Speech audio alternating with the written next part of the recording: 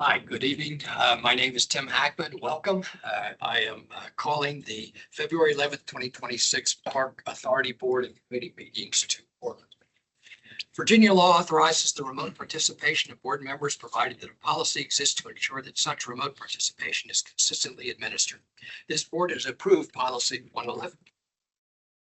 Such remote attendance must be approved by the board as long as a physical quorum of the board is actually present, which it is. Voices of the remote participants are able to be heard by everyone in the room, and their remote participation comports with the policy. There are 3 board members participating remotely tonight who have received preliminary approval. All 3 are signed on, and I'll go in the order listed in my script here. So, Abena Adu, are you connected to the meeting remotely? Yes, Abena Adu Houghton. I'm joining from my residence in the Franconia district. I move that Dr. Adu Houghton's voice may be adequately heard in this location. Second. All in favor, say aye. Aye. Aye. Opposed, nay. The ayes have it. Bill Bowie, are you connected to this meeting remotely? I am connected to this meeting remotely from my place in Mineral, Virginia. I move that Bill Bowie's voice may be adequately heard in this location. Second. All those in favor say aye. Aye. Aye. Nay. The ayes have it. Cynthia Jacobs Carter, are you connected to this meeting remotely? Yes, I am. I am connected to this meeting from my home in Franconia district.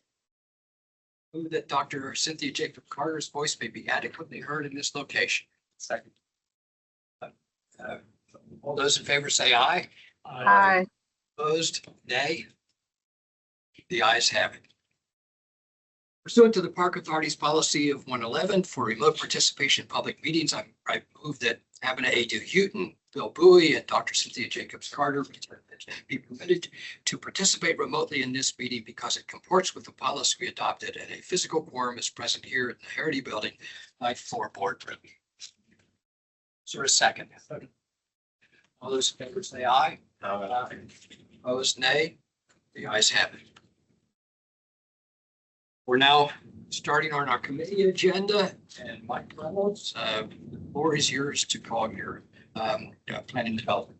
Thank you, Mr. Chair. I'd like to call the Planning and Development Committee to order, and we have one item on the agenda tonight about authorizing CPA staff in the Office of the County Attorney to release covenants identified on FCPA owned parcels. Turning to you. Thank you. Nigel. Good afternoon. Good evening, everyone. As was mentioned in the board packet, we do not know the number of racially restrictive covenants that still remain on park parcels, but our interest is to move forward with the process of releasing them. So if you go to the next slide, please. We're asking the board to provide authority to Nicole that she may set up the process for us to work with the county attorney to now execute the certificate of release of certain prohibitive covenants. This is now a process that the state has authorized, that now the county has started. And our approach to do this, if we were to take actions, would be very consistent with other parts of Fairfax County government agencies. So just a bit of background for reaching back to the retrocession of Alexandria and Arlington back into Virginia. So the types of housing and educational rights that people of African ancestry had when the District of Columbia included this part of Virginia, or at least the original square of DC. Those rights were removed from many African American families, once that rescission took place. Once the once the Confederacy was in place, many of the rights that they had, including for housing, was disrupted. That all began to change during the Civil War, and once many of the Union troops were in the vicinity, there was opportunities for people of African ancestry to begin securing housing, and many people were beginning to start the process of getting wages and being able to show that they could pay for their housing. That all changed during the Reconstruction era. families returned, and many of them petitioned Andrew Johnson directly, the president at the time, to return back to their homes. So people of African ancestry who had secured homes during that earlier period right after the Civil War, in many cases had no recourse but then to vacate those homes. So this long process of being able to secure housing, be able to secure a place for education, have access to public services had been going on for a while in advance of the expansion of housing and transportation out into the suburbs. So as you're having the streetcar services, bus routes expand going into the turn of the century, the context of securing housing for people of African ancestry was still very much a difficult thing. This set the tone for the racial covenants that we'll be discussing that are now still on the books. Next slide, please. So I think we have just a graphic on the next slide that shows examples of the streetcar lines that were going, in this case, not only up to Falls Church, but going down to Mount Vernon, creating tourism opportunities to bring people down from DC, even from the other parts of the Northeast, to create nice tourism opportunities, the expansion of the GW Parkway also going into the 30s. But with that, just like with any type of transportation infrastructure that goes in, there was a thought of how we look at housing and securing housing for certain types of families. The next slide, please. So as in the 30s in particular, as the Homeowners Loan Corporation and FHA loans were beginning to be much more open for securing the capital needed for in particular single-family homes. The opportunity was to make sure that you get a good rate in a quote-unquote good neighborhood, but to do so and to keep the rates low in those areas for mortgages and so forth. The idea was to establish these covenants. So covenants actually began well before the FHA loans came into place. So the two together, the federal backed loans, along with the local covenants, made a really tight approach to determining, well, who can live where, what type of capital can be developed where, who has access to what neighborhood services, schools, parks, etc. One of the things that was particular about Fairfax County was that you had these types of covenants, not only on single family homes, but on duplexes, row houses, apartment complexes. So it was all types of housing that had the covenants and then had the backing of the FHA loans. On the next slide, I think I give an example of how this will work. If you have an appraiser who is on contract with the Federal Housing Administration, and the appraiser goes out to a house to take a look at the space. Here's an example where, in this case, this place is going to be deemed yellow because you have a school, a white school, where there's also in this case, Negroes from D8 walking back and forth.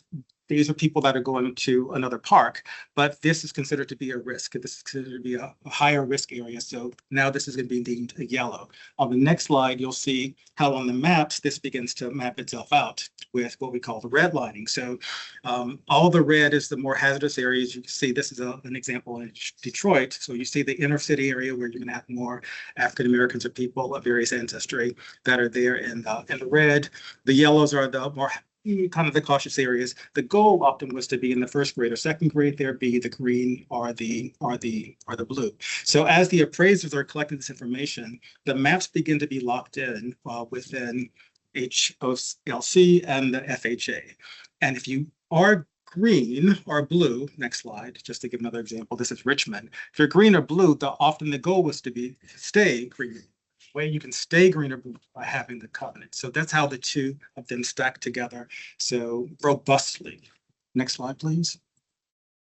So what would this look like here in Virginia? So you'll see, as an example, just an example, you see Route 1 coming down off of Alexandria.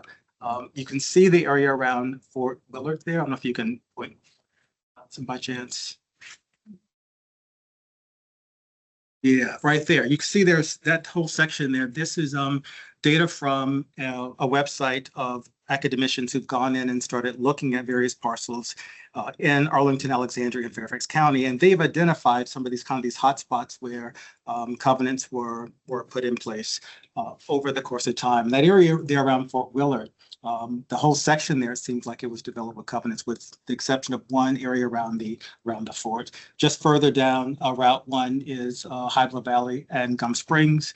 Gum Springs being, of course, a traditionally African-American neighborhood from the 1800s. And Hybla Valley, one of the parcels there was purchased over 100 acres for the express purpose of creating subdivisions that did not have excluded African Americans. So right next to Gum Springs, like purposely making sure that people that lived there couldn't purchase homes any further than where they already were.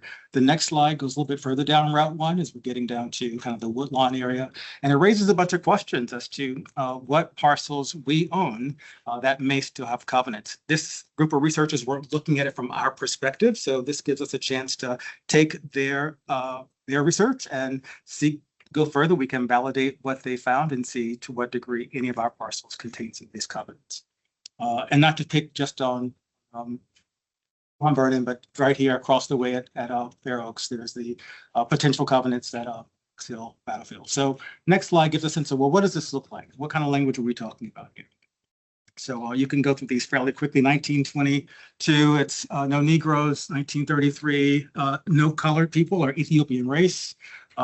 No African ancestry, 1935, 1943, no Negro person, 1945, no Semitic race, Armenians, Jews, Hebrews, and so forth and so on. Next slide. So I think of the arc of justice as being long. So in 1968, the Fair Housing Act went ahead and voided all of these racially restricted deeds. Now, the courts had already determined that these deeds were unlawful and unconstitutional back in the 40s, but they were still going on. So 1968, the law actually made it illegal to put in new restrictive covenants going forward, but they still remained on the books in many cases. So in 2020, the Virginia General Assembly directed the state to come up with a process to now have public and private entities start releasing these covenants with establishing the certificate. And so the Fairfax County Board took this up in 2024 and directed the county attorney to also come up with this. So as the county is now preparing to release county property, we're now going to the board. Working with the county. Slide. So in summary, the racially restricted covenants, you saw examples of those begin in the early 1900s and to 1968. It's almost 60 years in the county of having active covenants. But racial discrimination in housing for African Americans and others went back way longer, 200 years of setting out who can be where. And the blueprint of where schools, parks, all those things are laid out, we're still living in some of that blueprint today. So now that the county has come up with a procedure, we'd like to move forward with using that procedure to release these covenants. Next slide. So with the Park Authority's approval, we would establish the protocol to work with OCA and the courthouse. Essentially, the covenant release gets added to the items within the deed. So the deed just kind of stacks on top of itself over time. So this would be in the time period in which it's now being established now, releasing the previous restrictions that would have dated back to 1930, 1940, whenever that would be.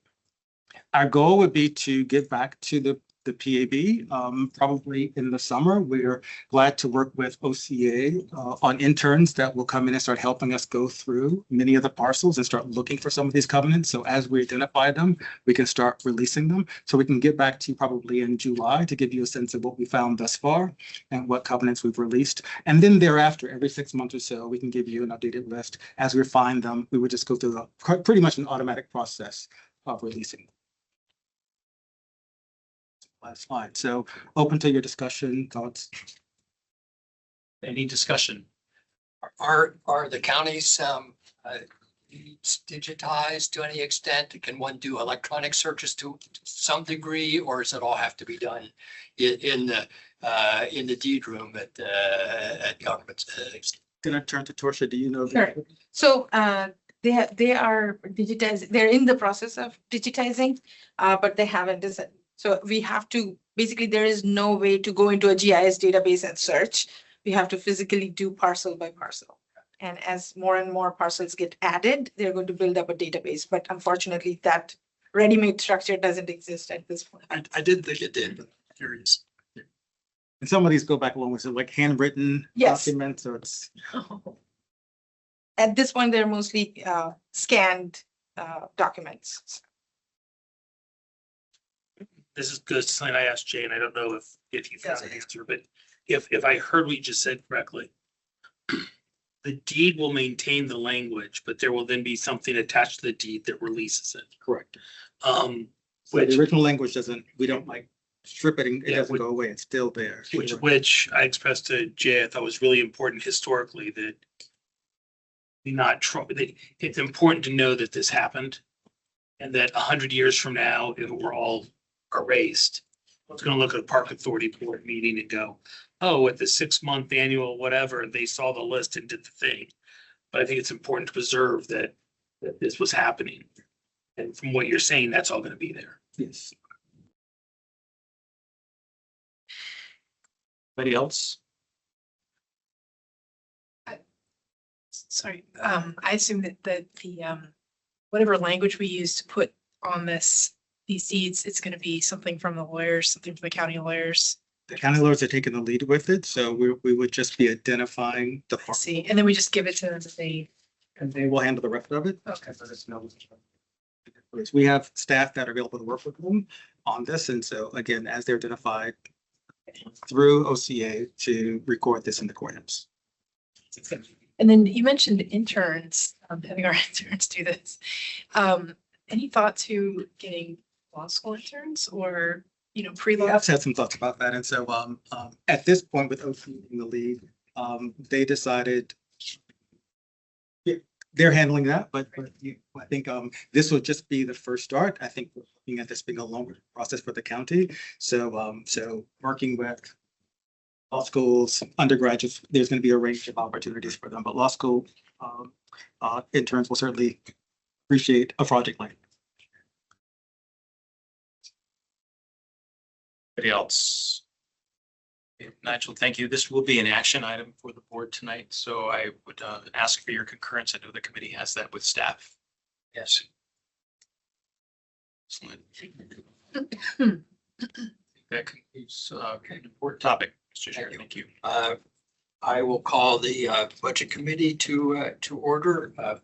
Katie, is it? Stay. These are also listed as action items. Is that correct? Or are they information items? So I thought. So it says on the agenda that they're action. That's not the case. Right. Sorry about that. Okay, thank you, Katie. Yeah, sure. Before we get started on the presentation, I want to introduce Rick Chandler, who is our new CFO for the Park Authority, started last week, 2 weeks ago. Yes. During the snowstorm. Yes. So it comes from the federal government with years of experience there.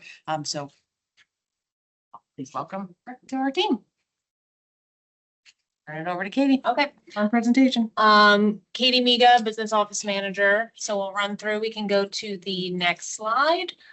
So the first information item, we're gonna run through the Park General Operations Fund. So this took, over from the general fund. So we can go to the next slide. So running through this table, I'm just gonna go down. We have the FY25 actuals versus the FY26 budget, and then you can see the FY26 actuals through Q2, so through the mid-year. I'll go down that percent change to FY25 first, because I think that's easier to explain.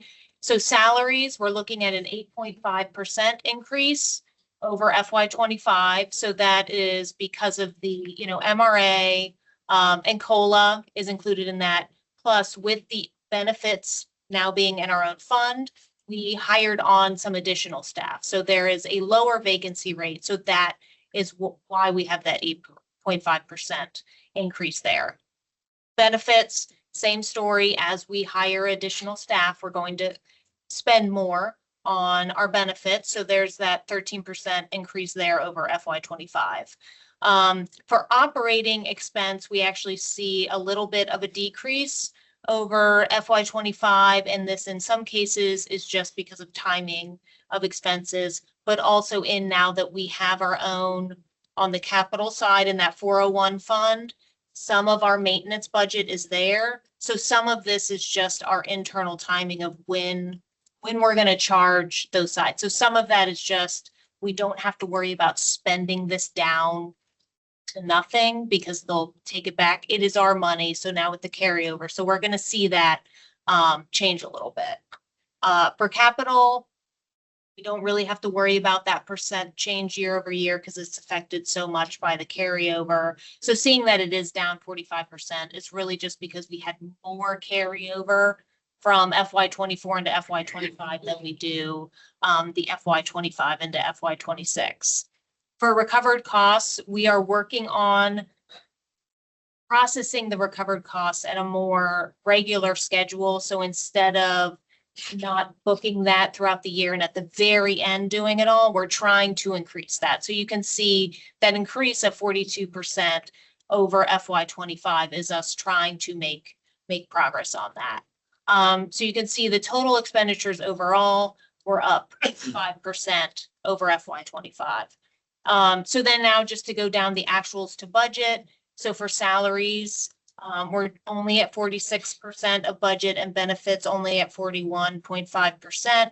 Some of this is because we save that money in salaries to move to operating. So you can see operating is at 61% of the budget, but some of that is just because we haven't made that move yet from salaries to operating. So that's why we're low in we're not as far ahead on salaries versus operating. For capital, our goal is just to either spend or at least encumber 100% of our budget. So we're working towards that. And then recovered costs, we are working towards being at more midpoint of the year, we'd be at 50%. So we're making progress on that, but we haven't gotten there yet. So as far as total expenditures, we're at 47.5% of our budget. So we are expecting that capacity that we're getting with that benefits budget that we didn't have before. So we are looking at having some capacity there. So we're going to keep an eye on it and monitor over time, but we do expect at the end of the year to have some capacity. So that's it for the general fund. If anybody has any questions on that before we go to the next item. Questions? Okay. Going. And so now we're going to do same sort of review in the revenue fund. So we can go to the next slide. So same review through second quarter. So mid-year review on revenue, same table. So looking at FY '25 actuals versus FY '26 budget and actuals. So that percent change in actuals to budget. So obviously revenue, this good news story, we are 19.2% up over FY '25. So we're at 46% of the budget there. The vast majority of that is because of the opening of Mount Vernon and how much revenue that is bringing in. So then if we look at it at the expense level, salaries and benefits, of course, are going to be up over FY '25. A part of that is going to be the MRA, COLA increase, but also because of staffing at Mount Vernon. So we've increased staffing, salaries and benefits are going to increase. But if we look at the actuals to budget, we're still right on point with where we should be at this midpoint of the year, right around or just under 50%. For the operating budget, we have increased 17% over FY '25. Again, a lot of that is to be expected with the opening of Mount Vernon, that those operating expenses would increase. However, we're looking at almost 57% of the budget. So we're keeping an eye on that just to make sure we're not running too far ahead because of the opening of Mount Vernon and other increases. So we're keeping tabs on that and that we may, if we need to make any budget adjustments. For capital, we have a $300,000 budget. We plan to spend all of that budget. So as of right now, we're only at 16% of that budget right now, but we have plans to spend that full $300,000. Recovered costs, we're a little behind where we were last year. So we're using the same, process and plan to catch up and hopefully hit that $1.2 million budget as we move throughout the year. The transfers, these are just the Laurel Hill debt payment and then the transfer to the general fund. It's already done. It happens at the beginning of the year. So we're 100% there on actuals to budget. So that's good. So for total expenditures, we're up 13% over last year, which mostly is to be expected because of the opening of Mount Vernon and all those extra expenses that come with that. A little bit ahead at 53.5% as far as looking at actuals to budget. We can go to the next slide. So these are just to look at the charts quarter by quarter. This first one is looking at the revenue. So revenue is still well above where we were last year in FY25 and 24, not as far ahead as we were in Q1, but still significantly ahead. That's where that 19% increase we saw in the tables comes from. Go to the next slide. So these are the expenditures. So you can see we really caught up in this Q2 on expenditures. Some of that is timing that you can see we only had a little bit of an increase in Q1. So some of that is just timing that it caught up in Q2, but also some of those increased operating expenditures that we're going to keep an eye on, and the decrease in the booking the recovered cost. So those two things combined, the expense side is really maybe higher than we want it to be. So we're going to keep an eye on that through the rest of the year. And then the last slide is the net revenue review. So again, because expenses were lower because of timing and things, and with the revenue increase, Q1 net looked really good compared to FY25. Some of that caught up and corrected itself. So we're looking a little bit more negative as far as Q2 goes. So we're going to keep an eye. Q3 is really when we bring in all that revenue with the programs and things that happen at the beginning of the year. So we'll keep an eye on the net revenue to make sure it aligns and that we increase that net revenue over FY25 and 24. And that is it for the presentation. If anybody has any questions about the revenue fund. Does anything jump out to you as a concern?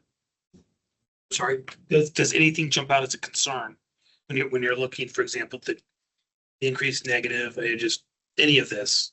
The only thing that we are keeping an eye on is that operating expense. So that's the only one. Like salaries look to be, going right the way we expected it to go as far as to budget. Operating is the only one where it could be a timing thing, that some things were, charged in Q2 versus Q3, but we're going to keep an eye on, and just to make sure that that's, we're not going to keep going that direction for the rest of the year. We don't project it to. We still, because of Mount Vernon, we're still going to have a net at the end of the year. So we'll still be fine, but we will definitely keep tabs on that to make sure nothing accelerates too much and then reduces our net revenue.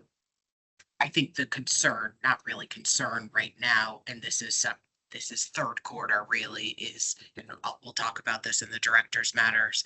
Our camp registration right now is fairly flat. It's down even slightly than it had been in the past. So that's something that we will monitor and get aggressively camps over the next couple of months to increase that. We've increased offerings. We did not see an increase in participation. So maybe people are not ready to start thinking about summer because it's so cold and snowy, but that's something that we're monitoring closely. But the past would indicate that even when it's cold and snowy, people are usually thinking about getting to the summer camp. So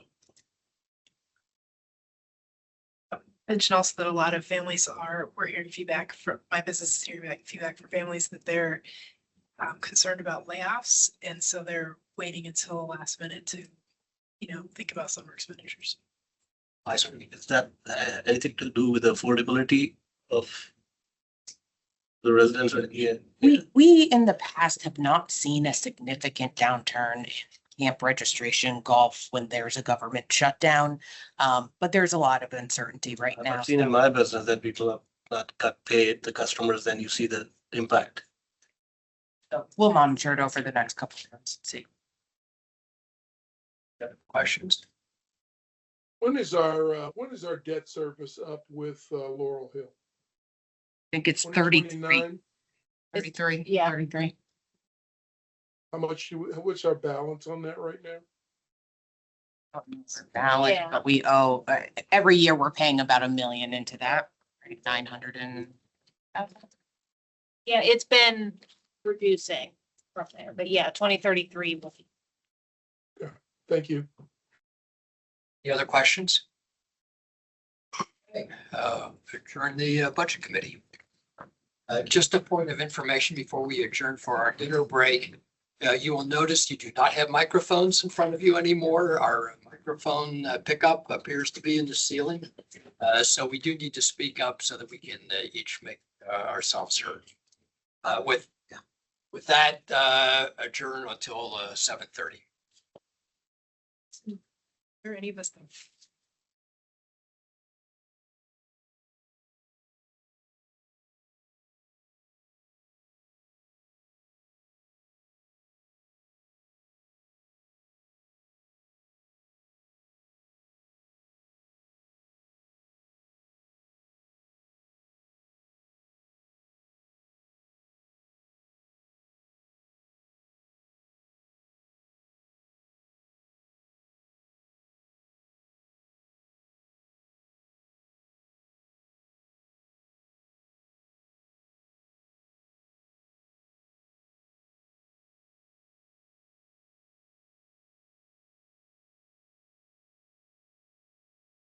In here.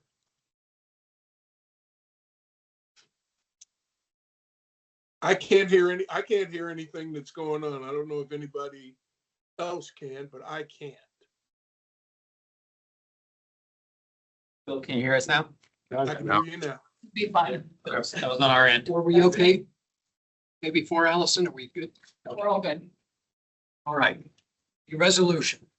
Whereas Kyle Stone has served the Fairfax County Park Authority with distinction as the Park Authority Board's Braddock District Representative for more than 8 years and carried the torch of public service as the youngest board chairman in Park Authority history for nearly 3 years, provided steady leadership of one of the largest park systems in the country, demonstrated a commitment to building sustainable and inclusive community solutions in serving the advocated for growing the Park Authority's budget for capital projects and ongoing needs, and helped the agency make substantial strides in ensuring every resident has access to a park within a 10-minute walk. Whereas Kyle Stone has demonstrated leadership in fostering outreach throughout the development of the parks, recs, recreation, open space, and access strategy, emphasizing equitable access to nature-based experiences for all, dedicated service to the Fairfax County Park Foundation Board, and commitment to ensuring the community is heard in decision-making processes related to park development and resource allocation. Whereas Kyle has championed recreation and environmental projects and policies that advance the quality of life for Fairfax County residents, been a model for engagement that helped build and protect the reputation of the Park Authority, contributed his strategic planning expertise, political acumen, and collaborative spirit to the fiduciary and governance duties of the Park Authority Board, and been a loud supporter for the Park Authority staff and a voice for progress and community participation in enjoyment and stewardship of parks. Whereas his vision and strategic leadership have strengthened the Park Authority in lasting ways, Kyle's impact will be felt for years to come, and his distinguished service is aligned with the gold standard of what it means to serve. Now therefore be it resolved by the Fairfax County Park Authority that it represents appreciation to Kyle Stone for his outstanding contributions to the Fairfax County Park Authority and residents of Fairfax County, adopted by the Fairfax County Park Authority Board on February 11th, 2026. Congratulations, Kyle.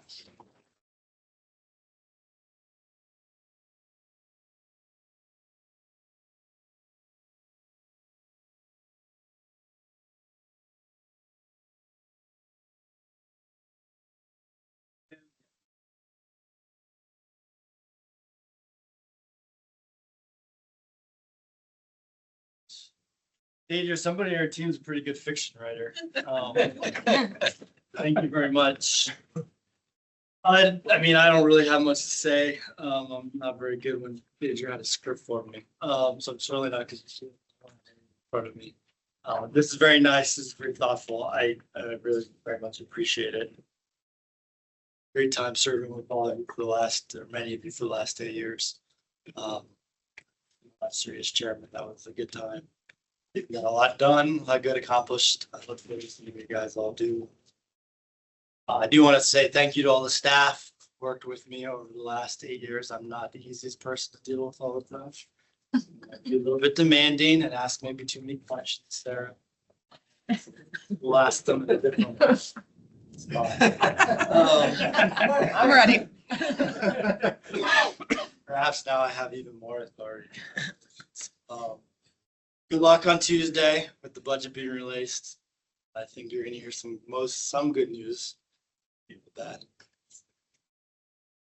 Looking forward to seeing you guys. Lobby the board come this spring. I'll do what I can behind the scenes. Certainly will remain in the corner. I get yelled at most every day from Dolly Supervisor for falling back into the we when talking about the park authority. And I hope even in a couple of years from now, she's still giving the same crap for that. Definitely will miss the park authority. Consider myself part of it. Thank you guys very much. Hey, Cynthia, may I have a motion, please, to approve the minutes of January 14th, 2026? I move that we approve the minutes as stated. Is there a second? Second. All in favor, say aye. Aye. Aye. Opposed? Motion passes. Action items. Mike, would you make a motion, please, to authorize FCPA staff and the Office of the County Attorney to release restrictive covenants identified on FCPA? Mr. Chair, as discussed in committee, I would request we make a motion to authorize FCPA staff and the Office of the County Attorney to release restrictive covenants identified on Fairfax County Park Authority owned parcels as per our staff presentation. Is there a second? Second. All those in favor, say aye. Aye. Opposed, nay. Motion passes. Thank you. We had two information items. Park Development Division project status report and the update on park operations projects from July to December 2025. Chairman's matters. Before our next next board meeting on February 25th, 2 weeks from tonight, there will be a 1 hour workshop scheduled on the strategic plan. This is a very important organizational and planning document, part of our overall process. So I would strongly encourage you to make the time to attend that workshop in advance of our meeting.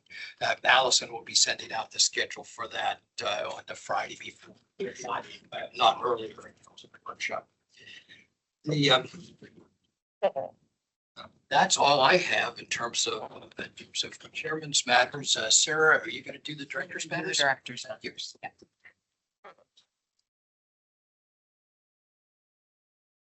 Evening, everyone. The first chairman's matter is related to MLK Day. Frying Pan Farm Park hosted a service activity on January 19th that focused on the civil rights movement and Dr. King's legacy related to teamwork and dignity. And fortunately, the event was sponsored by the National Recreation and Parks Association. We were contacted by them a couple days before the event and asked if we wanted a grant to support what we were doing at Frying Pan that day. So thankfully, we had additional resources to be able to provide snacks and lunch for the individuals that participated in the program. On January 23rd, the long-awaited Dark Skies designation was celebrated at Turner Farm. This is a project that has been work done by staff and volunteers for several years. And we're excited to have Turner be one of the first urban areas with the dark sky designation. Snow operation. So I think everyone is done with the snow, as are we. But it was an interesting couple of days, weeks, as we were dealing with getting ourselves plowed and shoveled out at many of our facilities. So because there's been so much talk about snow over the last couple of weeks, we thought we'd share with you how we manage snow operations here at the Park Authority. Next slide. First, I want to say many thanks to our staff. We literally had probably close to 200 staff that were out at our various facilities, plowing, clearing sidewalks, clearing some of our trails in order to access our facilities. And staff were working 12-hour days to make sure that we could open our facilities on time, and really just did a yeoman's effort to get our sites back up and running. So many thanks to staff throughout the Park Authority who helped with those efforts. Next slide. Just for your awareness, we do have a whole process for how we manage snow and how we prioritize sites. The first priority are our rec centers, our revenue producing facilities. From there, we look at any sites with scheduled events, classes, or rentals. Staff, of course, the maintenance facilities where staff report to work and making sure those are cleared. And then we look at any structures that may require access for emergency vehicles, inspections, or maintenance. And then finally, our resident curator programs. So you may see today that there are some parks that have not been plowed. We typically are not plowing every park in our system. It is fairly unique that we have snow that sticks around as long as it has over the last couple of weeks. So the process that we've had in place for, probably several decades in terms of our priority order and how we manage snow. I think this one, I know some of you have been hearing from constituents who would like every sidewalk and every trail plowed. That's just not realistic with the resources that we have and have responded in that manner, which is consistent with what other county agencies are doing as well. Next slide. As I mentioned, sidewalks are a hot topic right now. I know many of you have been CC'd on responses regarding sidewalks. We do the sidewalks surrounding the facility, but we do not do the sidewalks on the front of every park throughout our system. We just don't have the manpower or resources to do that. This has also been compounded by the fact that there are sidewalks that have 6 feet of snow on them because the snow has been plowed and is just piling up. So we have done our best to make sure that folks can access our facilities. And next slide.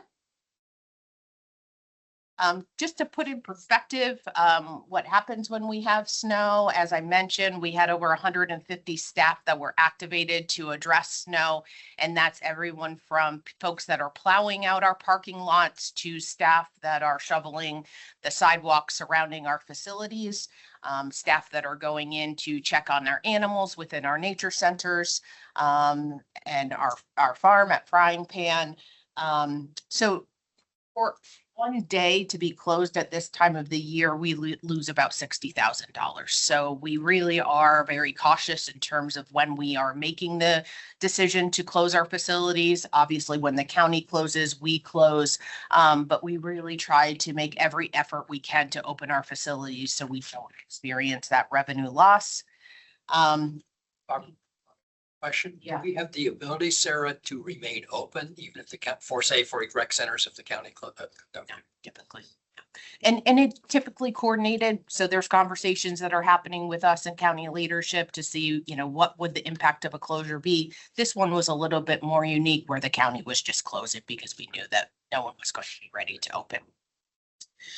And we removed snow from about 123 acres throughout our system. I know that if you've looked online, you've probably seen a lot of negative comments about snow and how localities are dealing with the snow. We did have a post on, I believe, Instagram and other social media outlets that thanked our staff for all of their work. And you can see some of the comments that we received as a result of that post. I don't know if we have the video to play.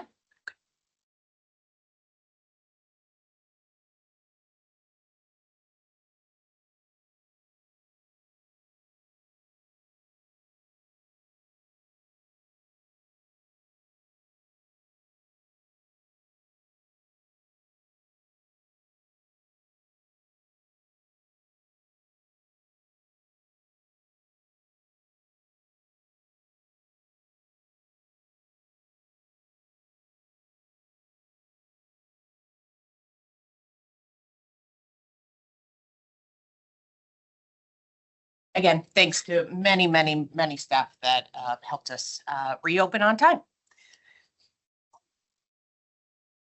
Another celebration in the last couple of weeks, on January 31st, we celebrated the 20th anniversary of our IMA program.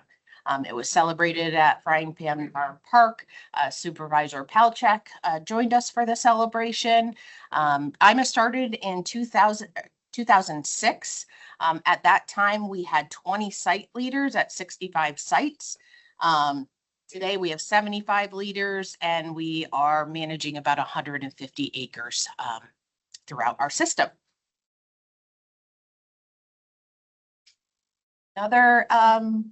We have one more video that we wanted to share with you in celebration of Black History Month.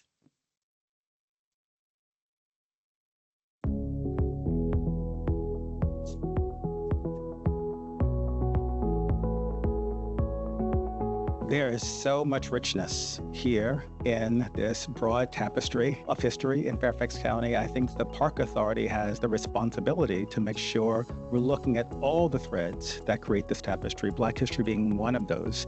While we're creating space and highlighting a piece of the tapestry, we're not being disrespectful for the tapestry as a whole. All of it is a part of our history, and we want to make sure that everything is seen, understood, and textualized. And so that's what we get a chance to do in Fairfax County, and we get to do it and have fun.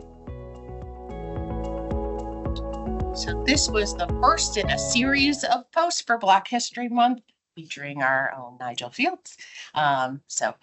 Look for more of those posts in the coming weeks. As I mentioned earlier, camp registration occurred last week. It was successful in terms of the logistics. As you may remember, we made a major shift to how we manage summer registration because of some of the challenges that we have with our recreation management system. Again, we received tremendously positive feedback from the community about ease of access. Our registrations are down slightly. As I mentioned earlier, this is something that we'll continue to monitor and really push our marketing for summer camp so that we can increase those numbers. As you can see, we're offering a lot more programs than we have previously.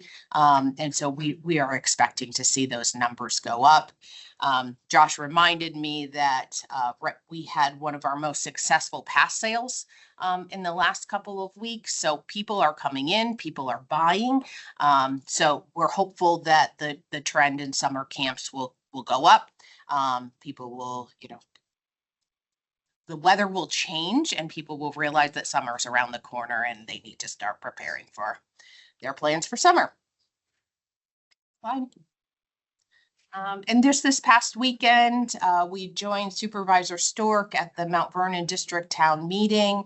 We had staff from throughout the Park Authority, including Mount Vernon Rec Center, our IMA program, archaeology staff, Huntley Meadows staff, and RMI, all participated, provided tables, provided activities for the residents to learn a little bit more about the Park Authority and the services that we offer.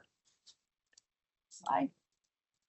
And here are our upcoming events. We have another event at Frying Pan Farm Park for the celebration of Black History Month. We have Lunar New Year on the 21st at Twin Lakes. And then our Federation of Friends meeting is March 16th at 5:30 here at the Harity Building. And then finally, on March 17th, we have a resident curator public meeting. That's it. Thank you, Sarah. And Nigel, thank you for your presentation too. Can I ask a question? Yes, please. Just because it was mentioned before, but you said we were down 363 registrations. How many total registrations were there? In other words, there's a bigger number of, here's all the people that registered. I don't have that. Well, I do. You have that number for No, now? I sent it today. Curious, is it a 1% drop? But, I think we're like right around.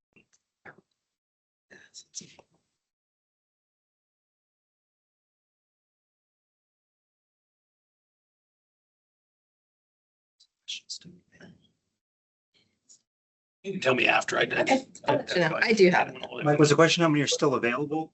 No, my question is how many people actually registered? Have registered. We're 363 below what we would have done. I think it's less than 1% is from. Yeah, it's. Okay, so I mean, Correctly. I mean, it's People to make up. it's an interesting note, but it's not a material impact. It's like a slow start. seen a study in. No, increase rates. And I Slow get- start. It's gonna be a slow start year. It's a yellow blinky light that makes Yes, it me is pay a attention. yellow blinky. And we're offering more. I agree. this year, right? We're looking for an expansion potentially with more. It was 30,596 registrations. Snow and. Okay, thank you again, Sarah and Nigel. Bill, do you have anything? Couple of things. One, thank you for the camp registrations. I'm feeling a little confident that it'll come back. At the Reston Community Center, we have multiple waiting lists already. We sold out in a matter of minutes in terms of the camps. So we have not seen that so far. And also thank you to the board for approving the thing about removing the covenants from the deeds. One of the exhibits that Nigel showed, I lived in that place. I can tell you about those covenants and how they took effect and some of the things that are still in effect today. So thank you for doing that. And with that, I'll pass. Cynthia, Yes. You ready? please. I don't have any, Okay, you're gonna pass? are you ready? Yes, I passed. I thought you were asking us to do something. No, else, just like go into- doing Oh, good. polling numbers for updates. Avenant, please. Thanks. Congratulations, Kyle, if he's still there. Thank you, staff, for your hard work this snowstorm. Thank you for all your other hard work. I'll pass. Faisal, All right, first of all, welcome to the new CFO. Forward to work with you, and big thanks to the staff for great work that you guys did. It's certainly easier said than done. It looks, people, I mean, even when I did my 2 cars, I gave them on the 3rd one. So but when you actually do it, it's much tougher than it is. So great job on that, and kudos with that. I'll pass. Welcome to our CFO. Looking forward to working with you. Thank you to Kyle. He's not here, but hopefully he'll hear about it. And thank you also to the budget team for keeping us on track, as well as to the snow removal team for keeping us on track in a different way. Yeah, I'll second that on the snow removal team. I grew up in Minnesota, so I know it's about snow, but this snow was particularly hard with that sleet that actually became snowcrete on top. So I know your staff had to be out there right at the start, because if they'd waited a few hours, they would have never gotten some of that up. So good job on getting out. Mike Thompson. Thank you, as everybody else said about the snow removal.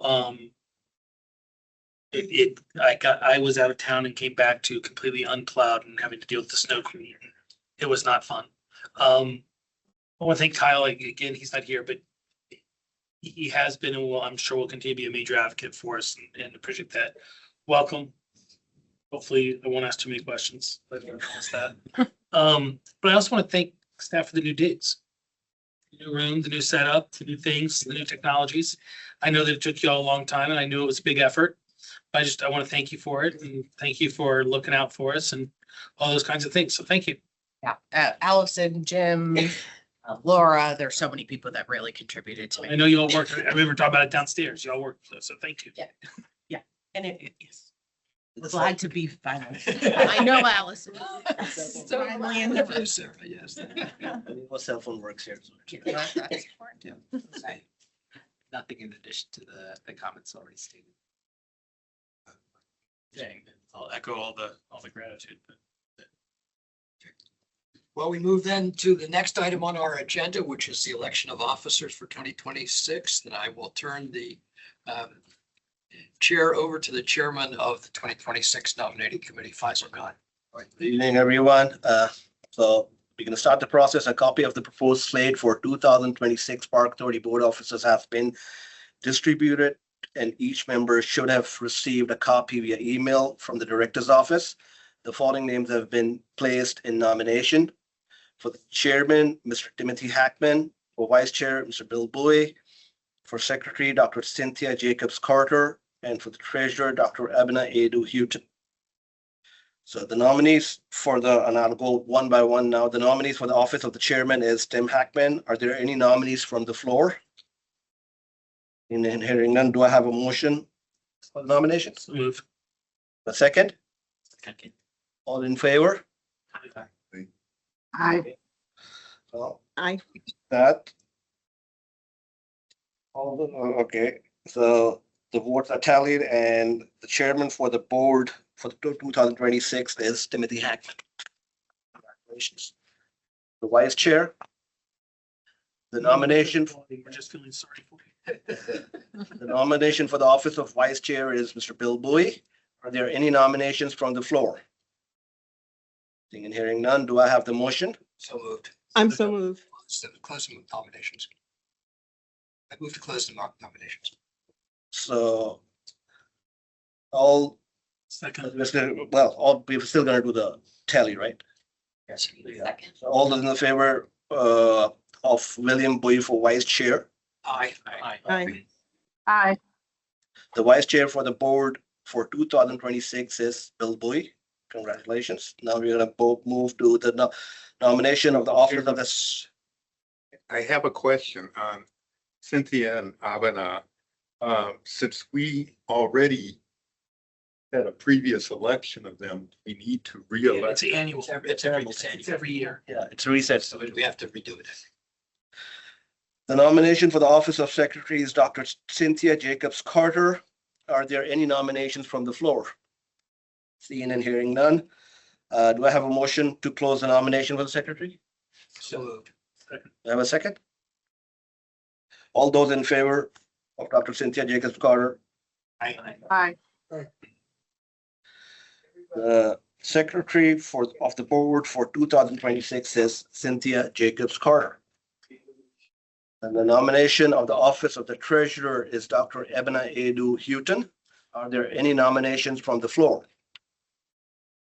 And hearing none, do I have the motion to close the nomination? So moved. So moved. All those in favor of Dr. Abena Adu Houghton for the treasurer, say aye. Aye. Aye. All right, the treasurer for 2026 is Dr. Abena Adu Houghton. This is the final slate. The 2026 Park Authority Board officers are Chairman Timothy Hackman, Vice Chair William Bowie, Secretary Dr. Cynthia Jacobs Carter, Treasurer Dr. Abena Adu Houghton. On behalf of the nomination committee, I congratulate the 2026 Fairfax County Park Authority Board officers and thank the board members for their support during the nomination process. Thank you, Faisal. On behalf Thank you. of elected officers, I just want to say it's an honor to serve the Fairfax County Park Authority, to work together with our fellow board members and serving all the residents of Fairfax County. So thank you very much for this honor and support. Moving on, we have now a closed session. We have an initial motion that has to be made, I believe, while we are recording. And then we will. So Cynthia, if you would please take us into closed session. Would be happy to. This is Cynthia Jacobs Carter, and I move the Park Authority Board recess and convene in closed session for discussion and consideration of matters enumerated in Virginia Code 2.2-3711 and listed in the agenda for this meeting as follows. A, discussion or consideration of the acquisition of publicly held real property for a public purpose, or of the disposition of publicly held real property, where discussion in an open meeting would adversely affect the bargaining position or negotiating strategy of the public body pursuant to Virginia Code 2.2-3711 A3. And A1, consideration of the addition of property located in the Drainsville district next to Difficult Run Stream Valley Park to the work plan. A2, consideration of the addition of property located in the Mount Vernon district next to Bellhaven Park to the work plan. Is there a second? Second. Okay, all those in favor say aye. Aye. Any opposed? The motion carries. We're now going into closed session.